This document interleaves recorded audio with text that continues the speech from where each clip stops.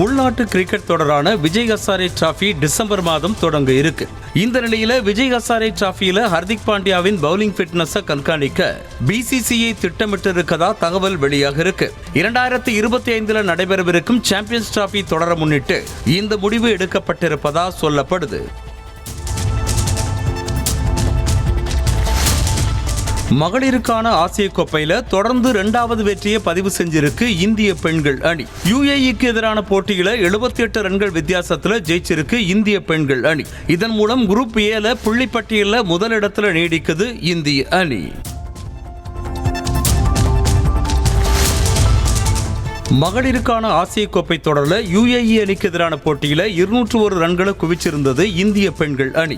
இதன் மூலம் சர்வதேச T20 போட்டிகள்ல முதல் முறையா 200 ரன்களை கடந்திருக்கு இந்திய மகளிர் அணி. சர்வதேச T20 போட்டிகள்ல இந்திய பெண்கள் அணியின் அதிகபட்ச ஸ்கோரும் இதுதான் அப்படிங்கிறதும் குறிப்பிடத்தக்கது. இந்த போட்டியில இந்திய அணியின் விக்கெட் கீப்பரான ரிச்சா கோஷ் அரை சதம் விளாசியிருந்தாங்க. இதன் மூலம் மகளிருக்கான ஆசிய கோப்பையில அரை சதம் விளாசிய முதல் இந்திய விக்கெட் கீப்பர் அப்படிங்கிற பெருமையை பெற்றிருக்காங்க ரிச்சா கோஷ். வெஸ்ட் இண்டீஸ் அணிக்கு எதிரான 2வது டெஸ்ட் போட்டியின் 2வது இன்னிங்ஸ்ல அதிரடியா சதம் விளாசி அசத்தி இருக்காரு இங்கிலாந்து வீரரான ஹாரி ப்ரூக். இவர் கடைசியா விளையாடிய 5 போட்டிகள்ல ஒரு சதத்தையும் ஒரு அரை சதத்தையும் பதிவு செஞ்சிருக்காரு.